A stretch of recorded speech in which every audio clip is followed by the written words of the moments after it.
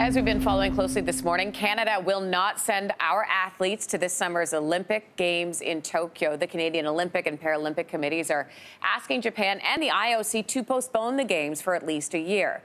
With reaction, we're joined by Olympic champion Rosie MacLennan from Toronto.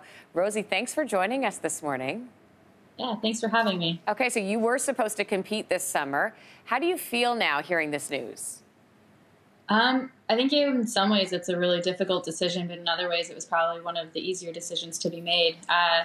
It's obviously with mixed emotions, but I think it's 100% the right decision. I think right now is the time to prioritize athletes' health and the community's health and protect them and their families.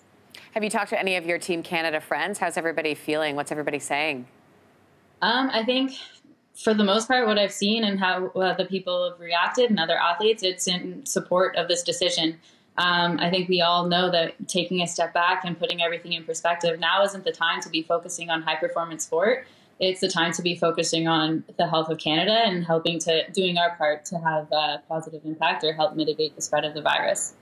Canada seems to be the leader here with announcing that they're not going to send athletes. We've seen Australia follow suit this morning. And when we look at the IOC, and we've been following it very closely, obviously, they have set now, what, a 4-week deadline for a decision on whether the Games will be canceled. What do you think about how they've been handling all of this?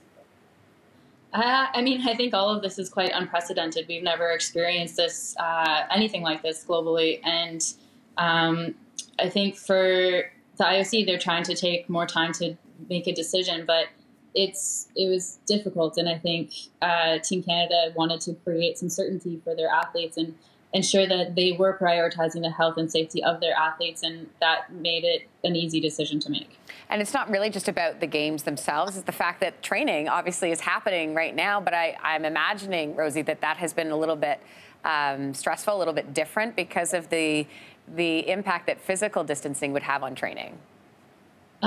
Yeah, athletes across Canada and around the world aren't able to train in the same way. A lot of the facilities have shut down. They don't have access to the gyms. Obviously, working with trainers and support staff is not a possibility right now. I mean, if you look across Canada, athletes are getting super creative about what they're doing at home and sharing ideas and supporting each other. But working towards peak performance by July is just not really a viable option. Rosie, we so appreciate your time this morning and to hear how this impacts your life and sharing your story with us. So thank you. Thank you. All right. Thanks for watching. If you like this, be sure to subscribe here. And you can check out more Your Morning videos right here.